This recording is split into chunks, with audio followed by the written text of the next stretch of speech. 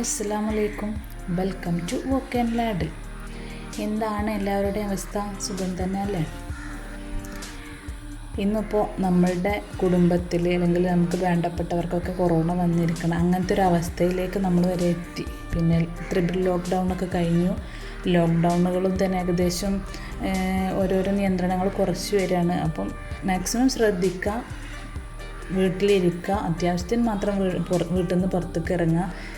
പിന്നെ ജോലിക്കൊക്കെ എന്തായാലും പോകേണ്ടവർക്ക് പോകേണ്ടി വരും. അപ്പോൾ അതൊക്കെ ഒന്ന് സൂക്ഷിച്ച് ചെയ്യാം. അപ്പോൾ ഇന്നത്തെ വോക്ക് ആൻഡ് ലാഡിൽ നമുക്ക് കുറച്ച് റെസിപ്പീസ് പരിചയപ്പെടാം. അതായത് സിമ്പിൾ റൈസ് റെസിപ്പിയാണ്,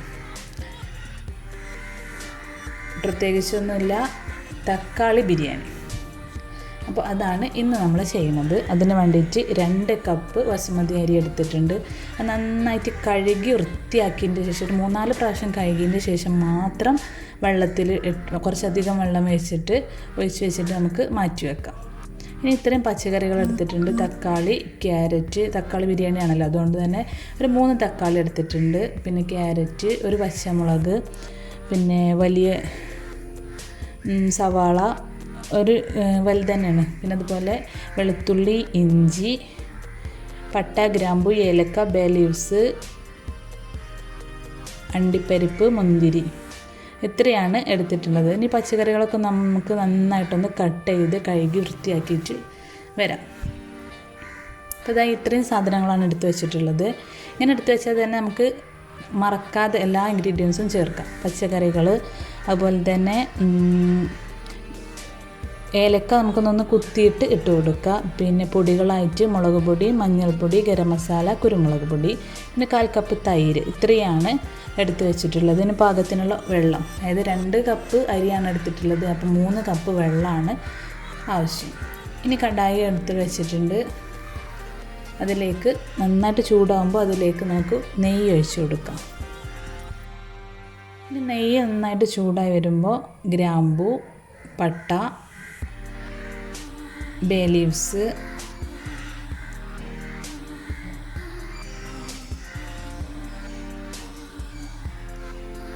ഏലക്ക ഒന്നൊന്ന് ചതച്ചിട്ടാണ് ചേർത്ത് കൊടുക്കുന്നത്. അതുപോലെ തന്നെ അണ്ടിപ്പരിപ്പ്, കിസ്മിസ്, ഇത്രയും ചേർത്ത് കൊടുത്തിട്ട് നമുക്കൊന്ന് ജസ്റ്റ് ഒന്ന് ഇളക്കി കൊടുക്കാം.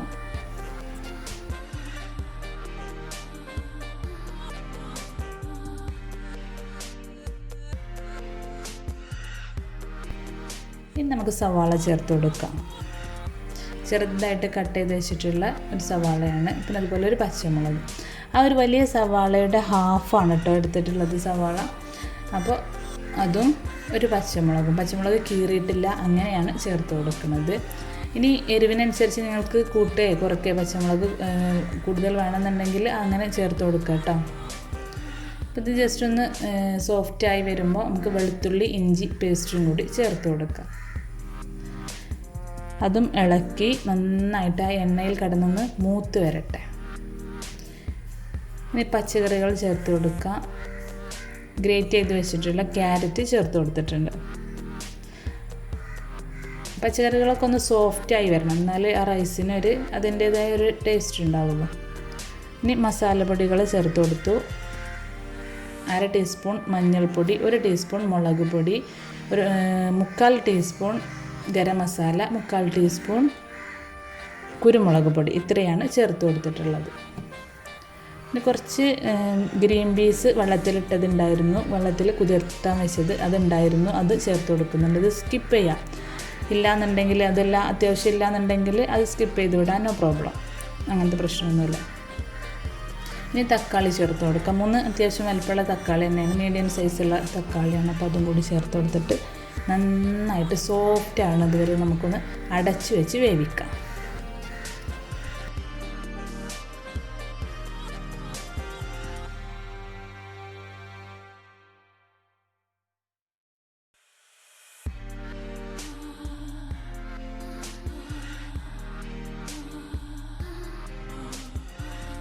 തക്കാളിയൊക്കെ നല്ല സോഫ്റ്റായിട്ട് വന്നിട്ടുണ്ട്.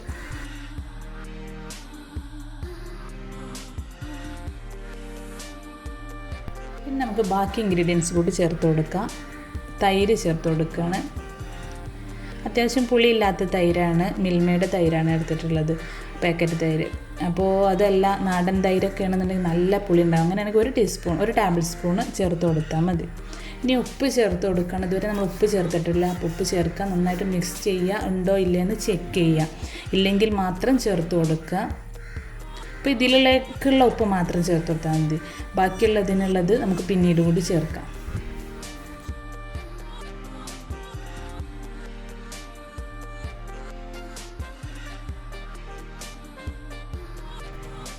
ഇനി പാകത്തിനുള്ള വെള്ളം ഒഴിച്ചു കൊടുക്കുക. അതായത് 3 കപ്പ് വെള്ളമാണ് ചേർത്ത് കൊടുക്കുന്നത്.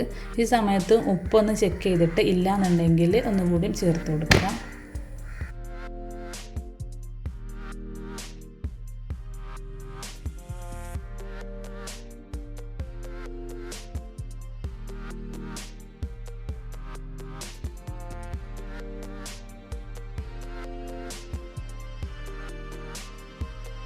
വെള്ളമൊക്കെ തിളക്കാൻ തുടങ്ങിയിട്ടുണ്ട്. ആ സമയത്ത് നമ്മൾ കുതിർത്താൻ വെച്ചിരിക്കുന്ന അരി നന്നായിട്ട് ഡ്രൈൻ ചെയ്തിട്ട് നേരെ പാത്രത്തിലേക്ക് ചേർത്ത് കൊടുക്കാം. അതും ഒന്നൊന്ന് മിക്സ് ചെയ്ത് കൊടുക്കാം.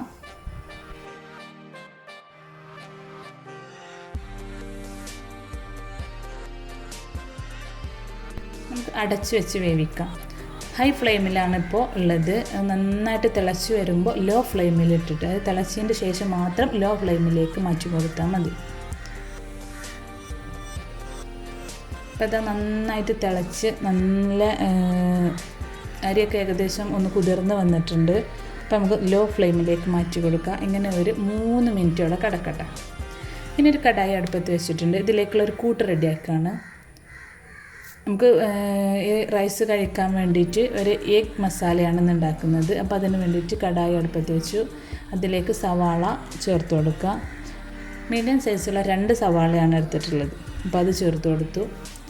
സോഫ്റ്റ് ആവുന്നത് വരെ നന്നായിട്ട് വഴറ്റി കൊടുക്കണം. അപ്പോൾ അതിലേക്ക് ക്യാരറ്റ് ഗ്രേറ്റ് ചെയ്തത് ഒരു പിടി, അതായത് 1 ടേബിൾ സ്പൂൺ തന്നെ ഉണ്ടാവുള്ളൂ, അതും കൂടി ചേർത്ത് കൊടുത്തിട്ടുണ്ട്. ഇല്ലെങ്കിൽ സ്കിപ്പ് ചെയ്യാം, നോ പ്രോബ്ലം. അപ്പോൾ ഉള്ളതുകൊണ്ട് ചേർത്ത് കൊടുത്തു എന്നുള്ളൂ. അപ്പോൾ നമുക്ക് ഉപ്പ് ചേർത്തിട്ട് നന്നായിട്ടൊന്ന് മിക്സ് ചെയ്ത് നമ്മുടെ ഈ സവാള നല്ല സോഫ്റ്റായിട്ട് നന്നായിട്ട് വഴന്ന് കിട്ടണം.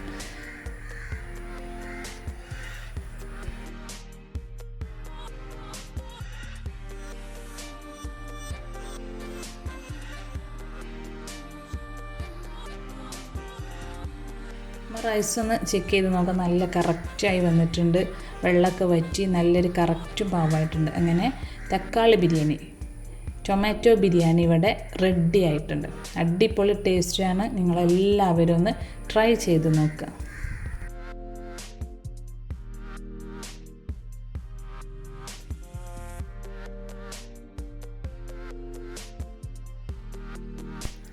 നമ്മളുടെ സവാളയുടെ അവസ്ഥ എന്താണെന്ന് നോക്കാം. നന്നായിട്ട് സോഫ്റ്റായിട്ടൊക്കെ വരൽ തുടങ്ങിയിട്ടുണ്ട്. നമ്മളുടെ റൈസിലേക്ക് നമുക്ക് കുറച്ച് മല്ലിയില കൂടി വിതറാം. മല്ലിയില കുറച്ചിട്ട് പുതിനയില ചേർക്കുകയാണെങ്കിലും മതി. കൂടുതൽ പുതിനയില ചേർക്കുക, മല്ലിയില കുറക്കുക. അപ്പോൾ റൈസിന് ഏറ്റവും ടേസ്റ്റ് അങ്ങനെയായിരിക്കും. ഇനി ഞാനൊരു ബൗളെടുത്തിട്ടുണ്ട്. അതിലേക്ക് 3 മുട്ട പൊട്ടിച്ച് വയ്ക്കുന്നുണ്ട്.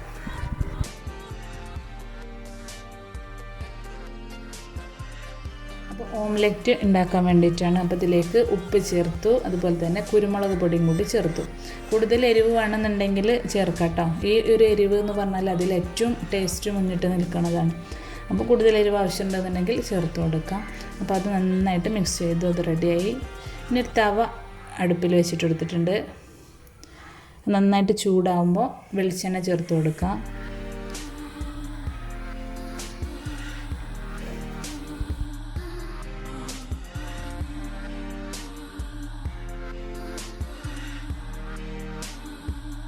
ഇനി എഗ് മിക്സ് അതിലേക്ക് ചേർത്ത് കൊടുക്കാം. നമ്മൾ ഇതൊക്കെയെന്ന് പറഞ്ഞാൽ എല്ലാവർക്കും അറിയണ പെട്ടെന്ന് കഴിയുന്ന റെസിപ്പി ആയിരിക്കും. ഓംലെറ്റ് ഉണ്ടാക്കുക എന്ന് പറഞ്ഞാൽ പെട്ടെന്നുണ്ട്, ആർക്കും കഴിയാത്തൊരിതൊന്നും ഉണ്ടാവില്ല. അപ്പോൾ ഒരു ഭാഗം റെഡിയായി മെല്ലെ മരിച്ചിട്ട് കൊടുത്തു. ലോ ഫ്ലെയിമിൽ എത്രത്തോളം സമയം വെക്കാൻ പറ്റണോ അത്രത്തോളം സമയം വെക്കുക. അപ്പോൾ ഉള്ളിയും തന്നെ നന്നായിട്ട് സോഫ്റ്റായി വന്നിട്ടുണ്ട്. ക്യാരറ്റിനൊക്കെ അവിടെ ഇവിടെയൊക്കെ കാണുള്ളൂ, അത് നന്നായിട്ട് വെന്തിട്ടുണ്ട്. ഇനി ഇത് ടൊമാറ്റോ ചില്ലി സോസാണ്. കുറച്ച് ലൂസ് പരിവാണ് ഈ സോസിനുള്ളത്. എന്താ അറിയില്ല, ഞാൻ ഫ്രിഡ്ജിൽ വെച്ചിട്ടോ എന്താ അറിയില്ല, ഫ്രിഡ്ജിൽ വെച്ചിട്ട് പുറത്ത് വെച്ചിട്ട് കുറച്ച് സമയമായിട്ടുണ്ട്, അതുകൊണ്ട് ഏതാണോ അറിയില്ല. അത്യാവശ്യം കുറച്ച് എരിവ് കൂടി ഉണ്ട് കേട്ടോ. ഇനി വേണ്ടത് മുളക് പൊടി, ഗരം മസാല, കുരുമുളക് പൊടി, ഇത്രയും ചേർത്തിട്ട് നമുക്ക് നന്നായിട്ട് അതും മിക്സ് ചെയ്യാം. പിന്നെ അതുപോലെ വലിയ ജീരകം ഉണ്ടെന്നുണ്ടെങ്കിൽ, അതിൻ്റെ പൊടി ഉണ്ടെന്നുണ്ടെങ്കിൽ അതും ചേർത്ത് കൊടുക്കാം. ഇല്ലാന്നുണ്ടെങ്കിൽ സ്കിപ്പ് ചെയ്യാം, നോ പ്രോബ്ലം. പിന്നെ മല്ലിയില കൂടി ചേർത്തിട്ട് നന്നായിട്ട് ഇളക്കി കൊടുക്കാം. ഇപ്പോൾ ഇതാ ഓംലെറ്റ് 2 ഭാഗവും റെഡി ആയിട്ടുണ്ട്. ഇനി നമുക്കിത് ചെറിയ പീസാക്കിയിട്ടൊന്ന് കട്ട് ചെയ്തെടുക്കണം. ചെറിയ ചെറിയ പീസാക്കിയിട്ട് സ്ക്വയർ ഷേപ്പിലുള്ള പീസാക്കിയിട്ട് നമുക്കിതൊന്ന് കട്ട് ചെയ്തെടുക്കാം.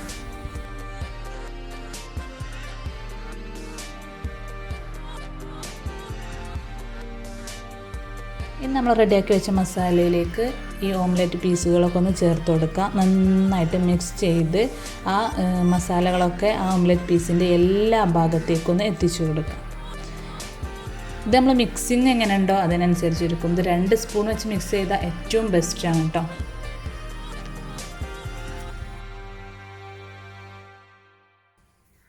വെളുത്തുള്ളി നമ്മളെ വീട്ടിൽ സ്റ്റോർ ചെയ്യൽ എങ്ങനെയാണെന്ന് വെച്ചാൽ ഉള്ളിക്കൊട്ടയിൽ അങ്ങനെ ഇടലാവും. അപ്പോൾ നമ്മൾ ഇതുപോലെ അതിൻ്റെ ഓരോ ഇല്ലികൾ അടർത്തിയെടുത്തിട്ട് ഇതുപോലെ ഒരു കുപ്പിയിലിട്ടിട്ട് അടച്ച് വെച്ച് ഫ്രിഡ്ജിൽ വെച്ചാൽ നമ്മൾ എപ്പോഴാണ് എടുത്തുകൊണ്ട് നമുക്ക് ഒരു 4-5 ഉള്ളിയൊക്കെ ആവശ്യമുണ്ടാവുള്ളൂ, മീൻ ബീഫ് ഒക്കെ വെക്കുമ്പോൾ. അപ്പോൾ അതെടുത്ത് തൊലിക്കണം എന്നുണ്ടെങ്കിൽ പെട്ടെന്ന് കഴിയും. നമ്മളിതുപോലെ എടുത്തിട്ട് അതിന് അടർത്തിയെടുത്ത് അപ്പോൾ തൊലിക്കുമ്പോൾ തൊലിയൊക്കെ പോരാനും ഒക്കെ നല്ലൊരു പ്രയാസമാണ്. അപ്പം അതിലേറെ ഈസി ആയിട്ട് കഴിയും ഇങ്ങനെ ചെയ്താൽ.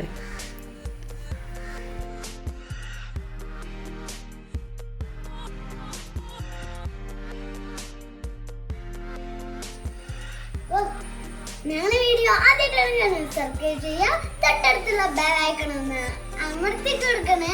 അപ്പോൾ എല്ലാവർക്കും ബൈ ബൈ.